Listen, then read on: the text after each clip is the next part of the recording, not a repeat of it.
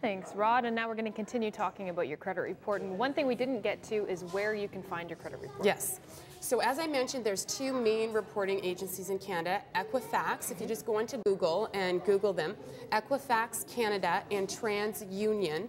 I'm more familiar with Equifax, so I'll kind of reference back to them. They also have great resources on their site, educational components. So what you can do is write into either of those, and you can obtain your credit report for free. Okay, you'll get a full credit report in the mail for free. You can go onto either site and right now download instantly that same credit report for I think about $15.95. Problem though with those, I mean that's a great start, but it doesn't tell you where your standing is. It just says what's on there. Do you have any late payments? Are there any collections? It gives you, where you're at. Right.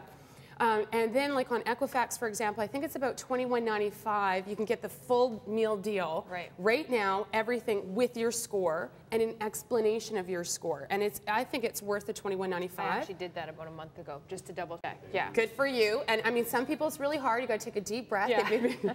Never done it before. I suggest at least once every 6 months. Okay. The minimum once a year, because if something has been put on there, or if you're falling behind, you didn't realize, you have some time to fix it and clean it up. Okay. Whereas if you wait years and years and years, you might be like, I don't even remember what that was. Right, exactly. And sometimes it's still on there, and you're like, I thought I canceled that. Right, exactly. That's what I thought that found. Was resolved, and it does take a little bit of time. Okay, so now what happens if you have bad credit or you don't have any credit at all? How can you start? Okay, let's start with the no credit. Okay, what we'll see is some spouses maybe have a Visa or a MasterCard in their other spouse's name. So for example, if I have a credit card I did not apply for, I didn't approve for, right? I just got a supplementary card on my spouse's name, I'm not building credit. Good to know. So if that spouse passes away or I get divorced, I am now left with no credit card, nothing. So it's really important. So what do you do in that type of situation? Is generally, I never recommend going and getting a department store card because they're high interest, they're okay. But what you do is you take your supplementary card and you do go and get, let's say, a department store card. And they're going to give you a card with maybe $300 balance or something like that with available credit.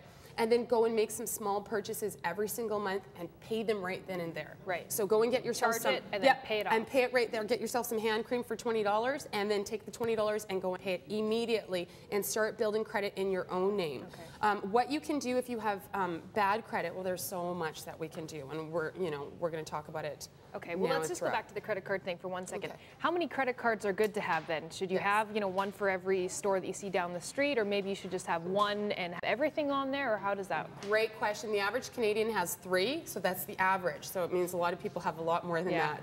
Do not accept every credit card offer that comes your way. Be very selective. And I really recommend not having the department store cards because most people don't pay their payments. They don't pay everything off and it's too high.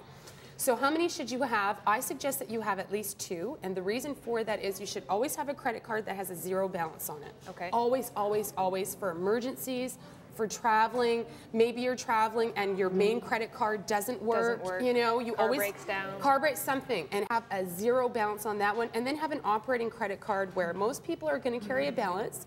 So if you find you're carrying a balance all the time, maybe you don't need the platinum card.